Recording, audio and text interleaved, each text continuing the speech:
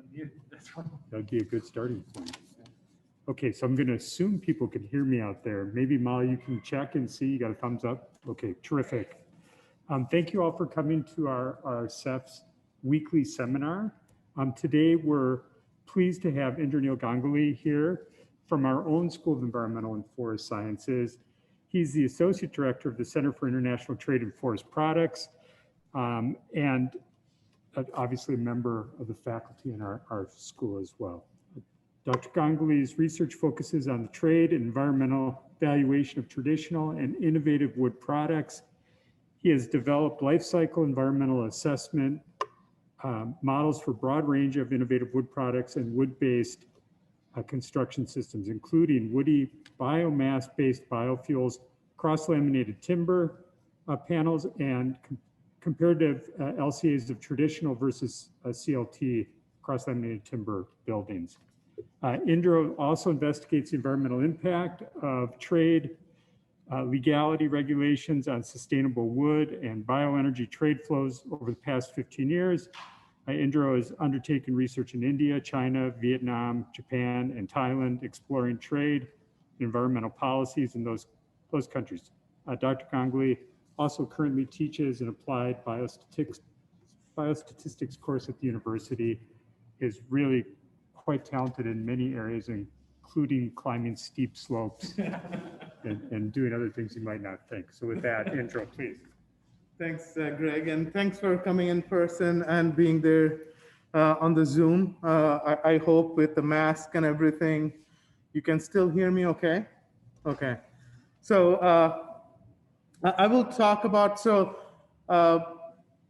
number one, I love speaking with people in the room rather than over Zoom, because I know you guys are watching and not kind of there doing other stuff and just being there. So I'm not saying people in Zoom are doing that, but I enjoy looking at faces while presenting.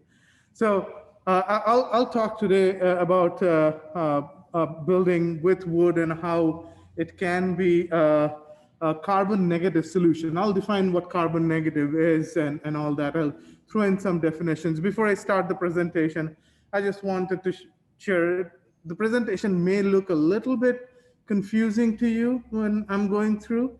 And because, so there's a story behind it. My wife says, I need to diversify my reading. So I started reading a book that I heard on NPR, Paula Hawkins's A Slow Burning Fire. And so the story is written in a way it's really annoying, but at the same time really kind of gripping. It goes in different trajectories, stops there, it starts a new line, and at the end it makes sense. So hopefully, though it can be annoying, and you know what the worst part is? It's a murder mystery. And the one chapter before the last chapter, I thought the mystery is solved, but then I realized the mystery that we were trying to solve as part of Reader was not the mystery, actual mystery. The mystery we thought that got solved is the last chapter, actual mystery. So anyway, so same component will be here. So at times you'll say, oh, the presentation is over, and then you'll realize it's not over. Anyway, with that, I'll start the presentation. I'll talk about substitution and storage benefit.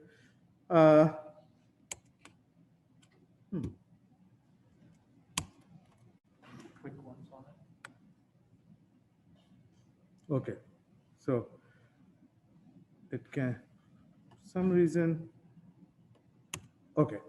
So before going into the actual presentation, I want to present what the definition, carbon neutral and carbon positive are kind of goes hand in hand. Carbon neutral is when there's the amount of CO2 we emit is offset by the reduction of CO2 from the atmosphere. And so the net gain of CO2 in the atmosphere is zero, so it's carbon neutral. However, climate positive or carbon negative, both are the same, the term which means two different terms meaning the same thing. What that means is we are removing more CO2 from the atmosphere than the process is emitting. So, an end result of the process is reduction of CO2 in the atmosphere or reversing global warming. And that's called either climate positive or carbon negative. So before I get into this, I wanted to share this a couple of weeks back. Sergey said, "Oh, have you seen Tesla versus RAV4 comparison on Wall Street Journal?" And I went and saw it. It's really interesting, and that's what I generally talk in class. But now I have some data, and published in Wall Street Journal. So the yellow car is Tesla, and the gray car is RAV4, and this is when it hasn't driven at all, 0 miles.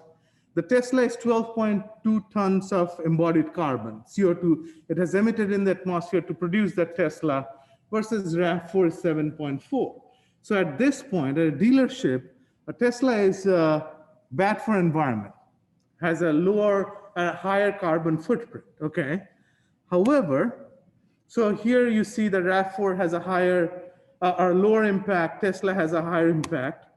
However, after, let's say Tesla runs for 200,000 miles, which may be the lifetime of the car, we see that the emission of RAV4, which is the gray bar, there is 70.6. So 10 times of its actual embodied carbon that is used to manufacture emits as burning of fossil fuel or petroleum fuel. On the other hand, Tesla also emits some CO2 to the atmosphere because it uses the grid electricity, and the grid itself has some CO2 that comes from fossil sources. So it does emit some, but over the lifetime, there's a 54% decline in the CO2 emission over the 200,000 miles or the lifetime of the car. So that's why Tesla is better, okay? Now, it's not carbon positive or carbon negative or climate positive. It's a reduction, but not enough to mitigate all the carbon it emits. It actually does contribute to the atmospheric CO2. It does increase its CO2 in the atmosphere, but not as much as RAV4. So this is known as substitution effect. We are substituting a better technology or carbon-friendlier technology over the previous one. So the storyline would be that wood products and building with wood is better than Tesla. That's the bottom line. So, I told you the end of the story, but let's still go over and see what I mean. So here, I will talk about concepts which are known as embodied carbon and biogenic carbon. I'll explain what those means. Before that, I need to explain fossil carbon and biogenic CO2, fossil CO2 and biogenic CO2. How many of you here, just a show of hands, sorry, people who are on Zoom, but a show of hands in the classroom, who has heard about biogenic CO2 and the concepts around it? So it's 50-50. All right, so biogenic CO2 is exactly same chemically as fossil CO2. There's no difference. However, fossil CO2 comes from the carbon which we extract from underneath the surface of the earth, which is millions of years old, which has been stored long time back. It is not in the atmosphere currently. We're extracting and emitting, and it's almost like a one-way street. We're extracting, emitting, and there's no going back technology. It will go back, but in millions of years. By that time, we may not be around to see it going back. So it's a one-way street. We are adding CO2 to the atmosphere. Biogenic carbon, on the other hand, if forests are harvested sustainably, and I'll go over what that means, then the amount of CO2, if you burn wood, and that wood comes from sustainably harvested forest, I'm saying that does not increase the abundance of CO2 in the atmosphere. And so it's carbon neutral. That is, there is a process out there which sequesters that much amount of CO2, and we are emitting more CO2 to the atmosphere. It balances out, it's carbon neutral. Let's look at some numbers and see if that is the case here. So there are a few definitions again of carbon neutrality. One is the new growth offsets all the losses because of extraction, burning, and all that. That's one definition. However, the second definition is net biogenic CO2 emission of 0 or less. So the net emission, sequestration and emission, when you subtract the sequestration to emission, the net emission is less. And the net result we see in the forest is the carbon stock in the forest is growing. When you see the carbon stock in the forest is steady or growing, you know that though we are harvesting from the forest, the carbon stock is not going down. And if the carbon stock is not going down, that means despite our extraction, we are emitting more and more CO2 in the atmosphere. So anything that we extracted is definitely carbon neutral, if not carbon negative or climate positive. So let's, the most conservative thing to make that assumption that it's carbon neutral, and we'll move forward. And we can argue we should call it carbon negative, and I'll show you some numbers why that could be the case, but there are some technical issues we'll not talk about today. So let's see this picture. This is from DNR.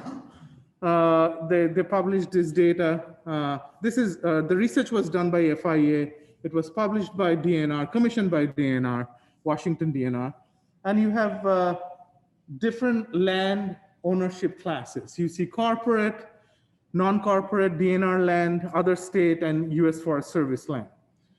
Now the red is the soil carbon. The studies say more or less it's the same. The green is what I want you to pay some attention. That's the live carbon that is standing biomass in the forest, okay? Just a quick look at this graph. What does it, what do you want, what's the conclusion that comes up? That DNR, other state and local and US Forest Service had a lot more carbon standing in the forest. And so it should be better for the environment, right?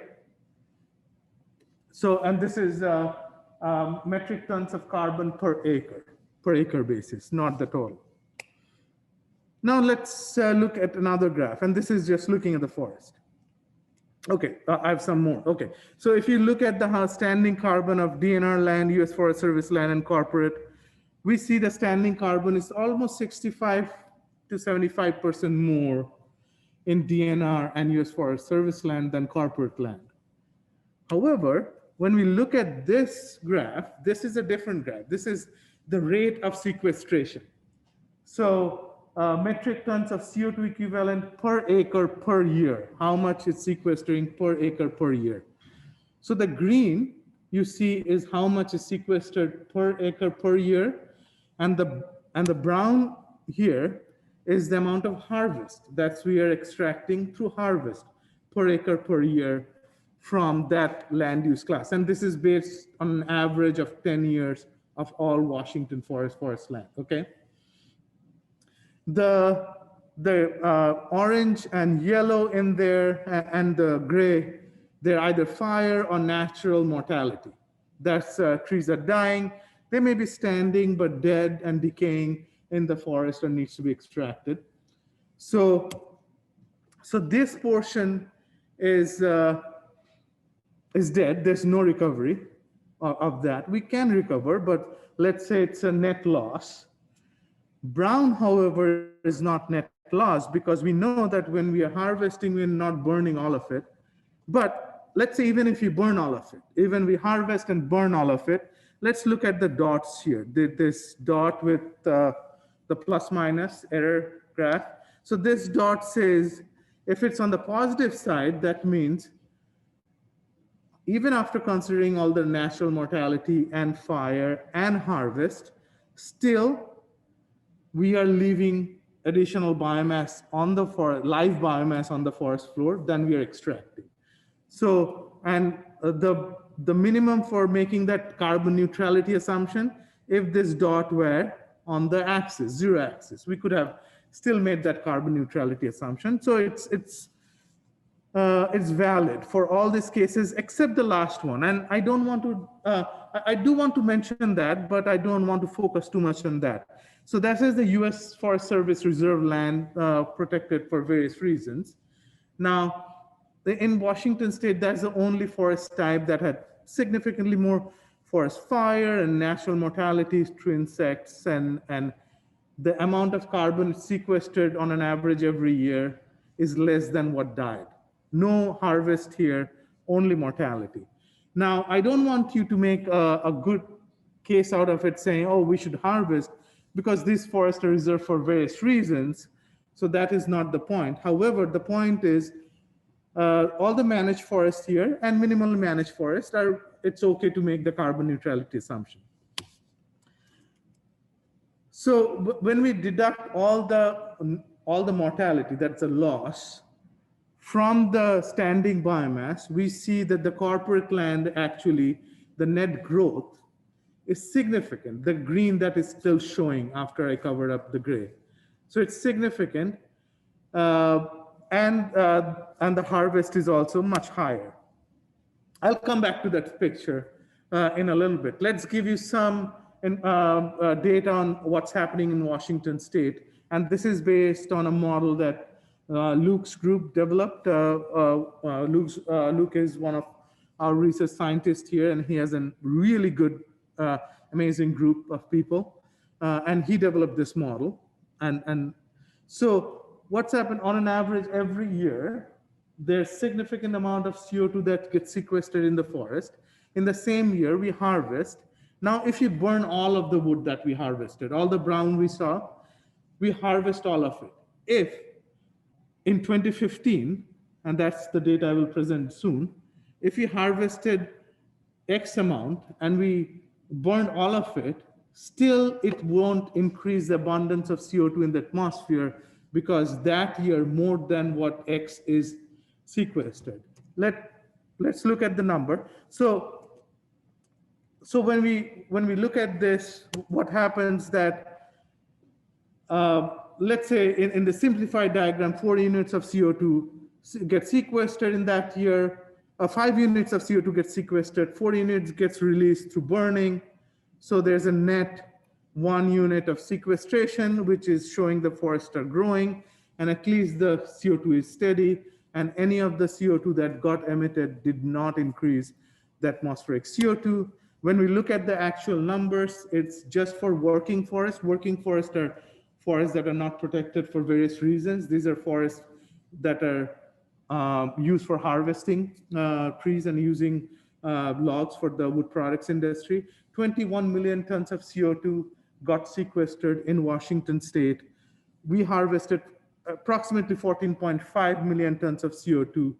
And if we burnt all of it, still it wouldn't have increased the atmospheric CO2, because we can burn a maximum of 14.5 in that year, and we sequestered more than 14.5 in that particular year. It's not over time. So there's a net sequestration that's happening, but we don't burn all of it. It will be stupid to burn all of it because our forests are really good. We produce really good wood products. We do burn some of it. Some stays on the forest floor and decays. Some gets burned at hawk fill or for drying the wood. However, a significant proportion gets saved in the lumber and panel and paper products. Now, when we use, when we convert this, we harvest and make these products, we do emit some fossil fuel in the process too, we truck and all that. And however, when we save, and this is the actual number, I'm not going over it, but the bottom line is when we store this neutral carbon in our economy over some time, we can take a carbon storage benefit. Why? Because we are sequestering this. We could have emitted this. It wouldn't have increased the atmospheric CO2, and we are not emitting. We are keeping it locked in a building or somewhere in a wood product. So we are reducing the carbon from the atmosphere during that time, which reverses our global warming. So it is fair to take a carbon storage benefit or global warming mitigation benefit from that stored carbon. Now, expanding this model a little bit, we document all the biogenic carbon that gets sequestered in the system, in the terrestrial ecosystem, gets stored in the economy, in buildings or wood products for some amount of time. In the process, we are burning a lot of CO2 too, because we truck them, we use fossil fuel to produce, we use glue and all that. So we document all that fossil fuel, and that's the total embodied carbon. And a similar amount of embodied, or we do the same for any non-wood product as well. So now let's revisit this. All of this, this wood that got harvested is not, here it's showing negative. And that's, I put that window and there because I'm just looking at the forest here. And from the perspective of that, looking at the forest, it is negative because it's leaving the forest, but it's not leaving the terrestrial ecosystem. It's getting saved somewhere. So now, let's revisit this graph, and that's a Paula Hawkins style. I'm coming back here. So now we see that now when we assign that wood product storage that's not in the forest floor, but also in the economy per acre, it actually, our research have showed in Washington State, based on our wood product mix and the longevity of the wood products, it more than doubles the amount of carbon that gets stored in our economy than what is stored in the standing biomass in the forest. So now, actually, the carbon storage in the corporate and the DNR land, which are managed forest land for wood products, doesn't look that bad anymore in terms of carbon storage. But the story is not over yet. So I'll come back to that. Now let's talk about a little bit on CLT buildings. CLT is an engineered wood product, which has been around for a while, but it has been approved and people are going crazy about it for some reason, because we can build really tall buildings out of CLT, and we can displace significant amount of concrete and steel, and we know concrete and steel are significant emitters, fossil fuel emitters. So it's a good thing. So what we did, we modeled 9 different, and Susan Jones, one of the architects here, modeled, worked on a project with us. We modeled 9 different buildings all over the United States. And also we did some modeling outside the United States too. And 8-story, 12-story, and 18-story buildings. And we modeled one concrete, a traditional building, and another building CLT of the same height, same functional characteristics, so that we can do an apples to apples comparison. And we did it 3 buildings, each region for 3 regions, Seattle, Boston, and Atlanta. Now, this is known as system boundary. I will not go over a lot of detail, but the A1 to A5, the first 2 boxes, the first 2 blue boxes, that considers all the embodied carbon, the fossil fuel that gets emitted from extraction of the wood or any other product, gypsum or concrete, up to manufacturing facility, then A4 to and that's A3, and then it gets manufactured. A4 to A5 is from the manufacturing facility, comes to the site, gets constructed, and all the emissions, and that is at the building level. Now, so we have this to include it in my model. Now, this is the use state, which is how much CO2 is emitted during use. We are the lights and heating and all that. Now, independent of the material, the carbon emitted during the use is more or less same, because now we are doing, CLT or traditional to mass timber housing, we left that out with an assumption, and that assumption is not baseless, that we can actually reduce our emission B1 to B5 during the operation of the house, no matter what material we use. The end of life, however, the end of life and the reuse, that's another area that we can get some additional benefit. I have not checked that. I have students in this room who are doing research on that, and reuse and recyclability is also one of the areas we're looking at. But at this point, we're looking at only A1 to A5. And these are the 3 different sets of buildings. Now, on the right-hand side, or my right-hand side, your right-hand side too. Okay, on the right-hand side, what we are seeing is mass timber buildings. So the first set of three is the 8-storied building, the shortest three. The second, the medium three, is a 12-storied building. And the last three is the 18-storied building. And on the right panel, the concrete buildings is the exactly same building, and it just shows the material and the weight of the building and the material. You see that this gray is all concrete. We are using some concrete in mass timber buildings too, and the steel. And however, in mass timber buildings, this orange and this yellow, this is glulam and CLT. So we are increasing. And as you can see, we are reducing the amount of concrete that we were using in the traditional building. Now, this reduction is significantly higher in the lower story, 8-story buildings, than in the 18-story building proportionately, because of various design and seismic reasons. So the traditional buildings are also heavier, the bars are taller, and more concrete use. Now what we are trying to do is see how much is the reduction in fossil fuel because of using mass timber and displacing the concrete. The top line you see is the 100% line for respective buildings, if it were traditional building. And the decline you see there, so 50% decline for the 8-story building in Northeast, and 22% decline in, and that decline is the global warming potential or the net CO2 equivalent emission that goes into the atmosphere. Now compare that to the Tesla versus RAV4 we did.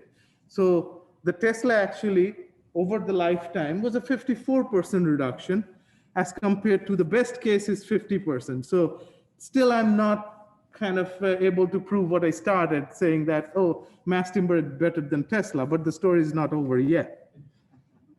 So let's see what this global warming potential, what happens. So when we are burning fossil fuel, actually all of the global warming doesn't happen immediately. We don't calculate or report it like that too.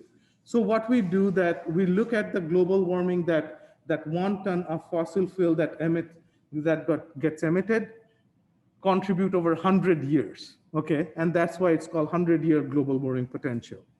Now, when it goes up and you say why it's declining, because the CO2 in atmosphere naturally degrades and becomes something else. So that's why it's declining over time. If I emit 1 ton today, it will end up being maybe 0.75 ton in 25 years, and it will contribute that amount of global warming to the atmosphere. So, and this is for 12-storied per square meter of a 12-storied building in PNW made with traditional material. And the global warming impact per square meter of that building is 281. Now, CO2 equivalent.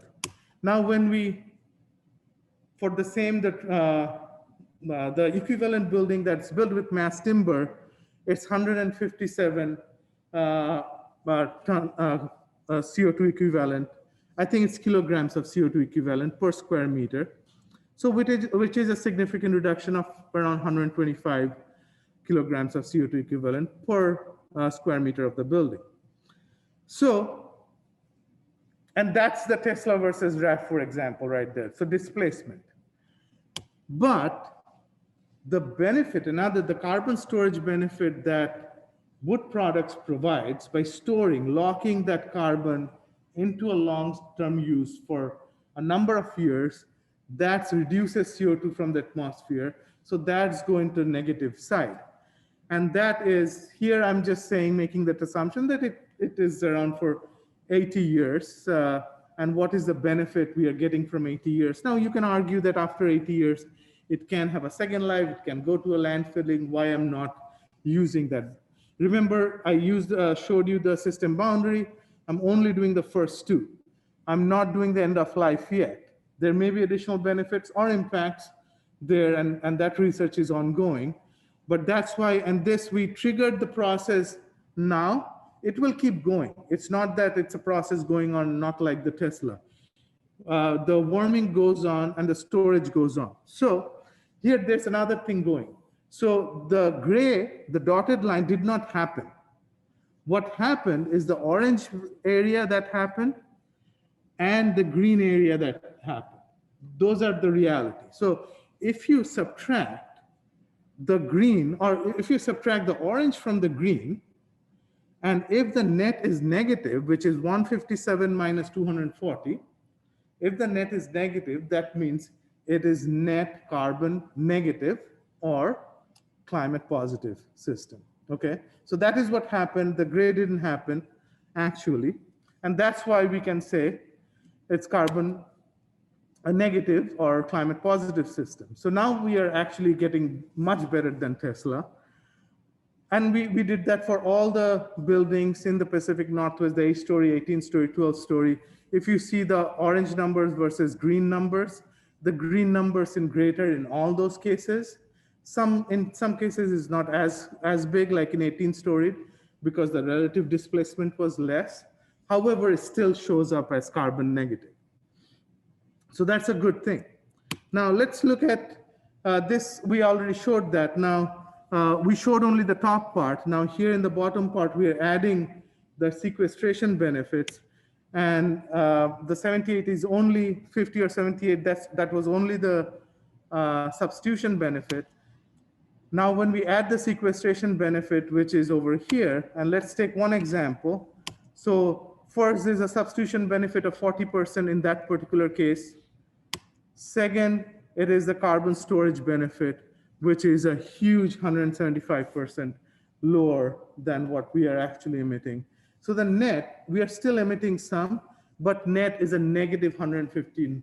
It's almost like it's another building built with concrete and steel. We are taking care of all the emissions of that building too. So it's a huge negative. It reduces carbon from the atmosphere. And that should have been the end of the story, but not yet. So, and this is the last slide. So now when we come back to the land, now we put what is the carbon storage in the forest, what the carbon storage from that piece of land in the economy. On top of that, when you add the substitution benefits that are displacing some fossil intensive products, that makes, managed forest land a lot better carbon solution than unmanaged forest land in here. All of the non-corporates, not that well managed, other state are not managed, US Forest Service is not managed for forest products at least. So that is just, that is the end of the story, thank you. And I have some conclusions which I talked about, and that's my contact information. Thanks I think I have some time, at least 15 minutes for questions. I'll be happy to take any questions if you may have.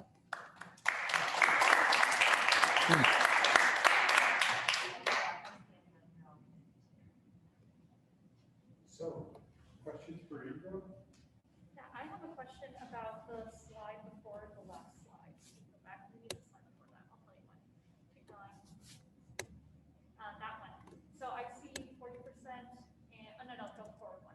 40% and 175%, and then negative 150%. How do those numbers all get to negative 115%? So that's a good question, because from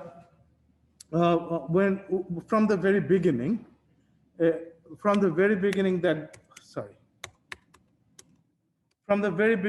goes to, I'm sorry? The question was how all those numbers add up to the negative 150%, the substitution benefit of 40% and 175%, how that add up to 115% negative. The answer is, when you're adding this up, and that is 215 minus 60, and that ends up being negative 150. This, we have to add this 60 over here, because that's something we are contributing to the environment. So we are putting some emission in the environment, and we are helping through substitution and sequestration benefit reduce the burden to the environment too. And the net of the two is coming to 115%. You had a question? Or? Yeah, I was wondering if you foresee potential future in recycling of wood products as building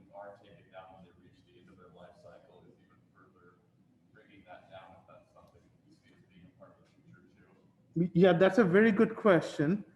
Christina is actually doing her research in exactly that area. She's working with a group of architects and the Department of Architecture here to understand how much can be used.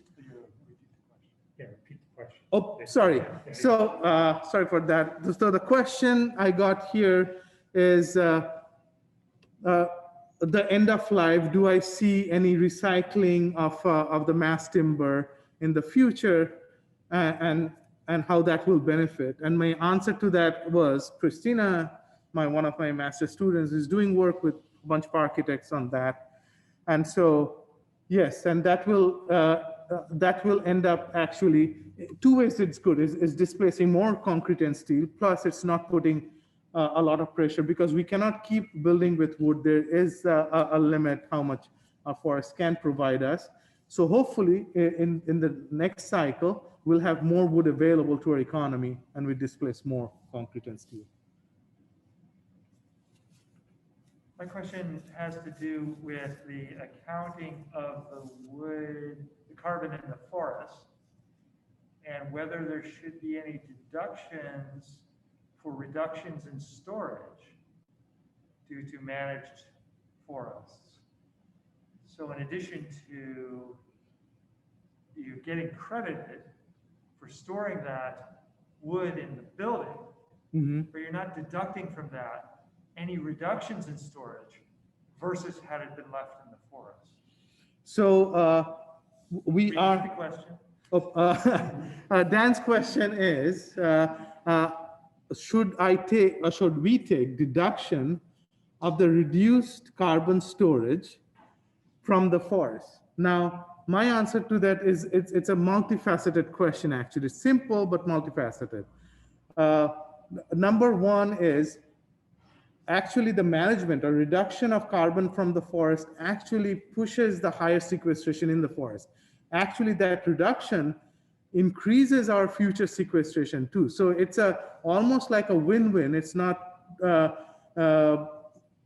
simple economic calculation that reduction is reduction. That's number one. Number two, our assumption was carbon neutrality, and based on the climate science is solid because we are not reducing, well, we are not adding more carbon to the atmosphere. So there's from LCA science, there's no reason we should deduct. Now, So just to elaborate, you're getting credit for the counterfactual. I think your point is right that there's growth rate related variation, but you're getting credit for the counterfactual of substituting forests. So you need to account for the counterfactual of storing it in timber and products versus forest. Exactly, and I agree with that point. Again, Dan's, I think people could hear that. You have some questions under Q&A from David, but Okay. they're kind of,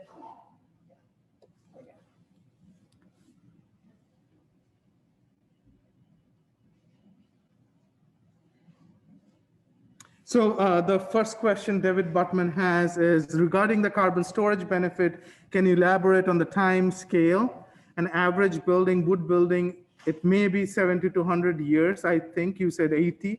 I actually have no idea what is the average life of a wood building. But from a carbon cycle perspective, this is a split second and well under the role of old growth for storing carbon. If this is depicted against concrete, obviously a benefit, but from a carbon storage perspective, I'm unclear. So the carbon storage benefit, David, that's a very good question, first of all, David, and thank you. The carbon storage benefit is a temporal. We are looking at 100 years, and based on what is happening today. Now, we can compare it to old growth, and old growth is storage.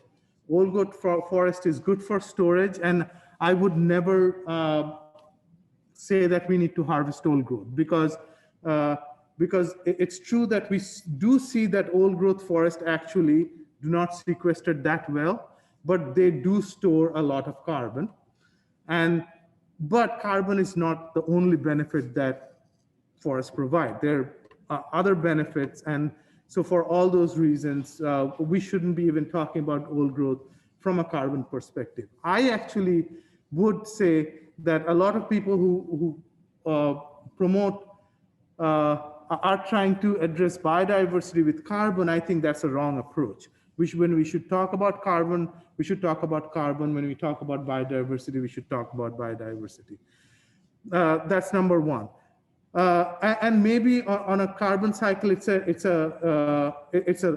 really long cycle. But at this point, if you're looking at the targets, the 2050 target, the 2080 target, and all those targets are temporal, and the science actually does show that if we reduce our CO2 in the atmosphere in those target times, we do get an environmental benefit, and we can limit it to 1.5%. So hopefully, David, I'm not seeing you either nodding or frowning. So I hope I answered your question.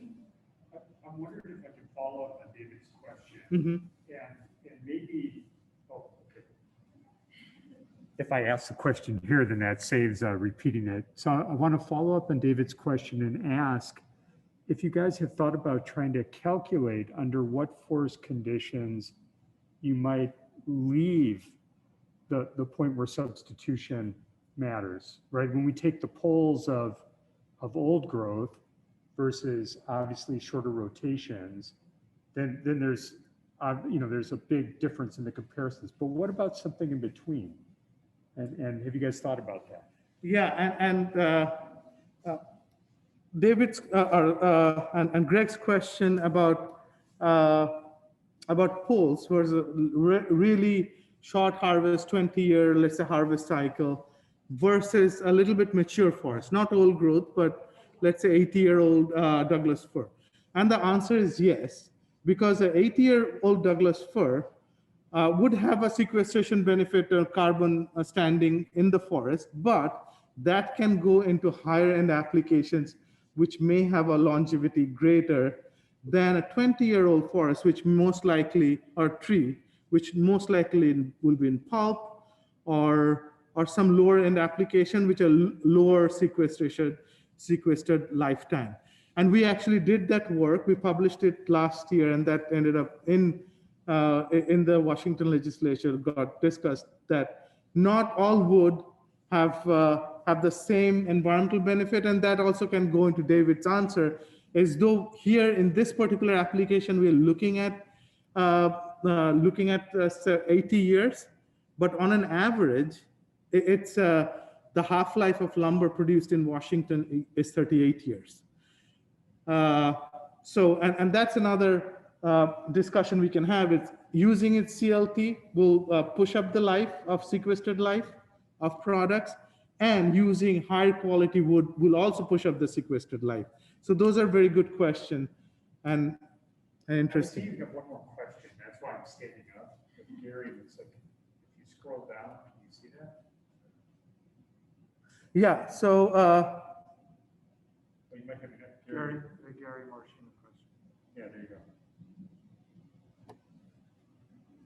go. Gary, your question is: have you tried to account for changes in risk of loss due to climate change? For example, risk of loss due to insects, disease, and wildfire. And that's an excellent question. We actually have multiple meetings, or we had one meeting this quarter and many meetings last quarter on discussing this. We are modeling at this point. We have an ongoing project with Greg, and Brian Harvey is also part of it. So we are trying to create an assessment what the climate change scenario would be. And it may not be a very easy answer, but we are thinking about it, but I do not have an answer on that. Thanks for that question. That's a very good question, Gary. Okay, maybe one last question. I might have missed it if you talked about it. But when you look at the economics at all, sorry, the financial, the economic aspects of this, because even if it's way better for the environment to be building with wood, like if it's not economically feasible, no one's going to do it. Very good question. The question I got from here is, have we looked at the economics of building with mass timber versus traditional, and does it make sense? Now, the economics actually is making more and more sense. At this point, it is still a little bit expensive. I can get in trouble for saying that, but a building with mass timber is still a novelty project at this point. However, based on our experience, what happened in Europe, one of the benefits of building with mass timber is on-site installation of the building time is significantly lower. And as our workforce get trained, in Europe, actually in Germany, they said 1/4 from the first mass timber building to the most recent one, that's the amount of economic benefit they got on the installation. In the US, we still haven't, are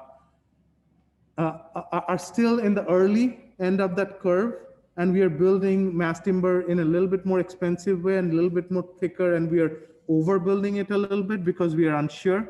But over time, economics are looking much better and better every day in more in places where they have been using more mass timber. At this point, US is moving that direction, but we are not there yet. But that's a very good question. It's still a novelty project. Okay. We propose we stop here, and I'm sure Indra would be happy to take additional questions. Thank you again. Thank you.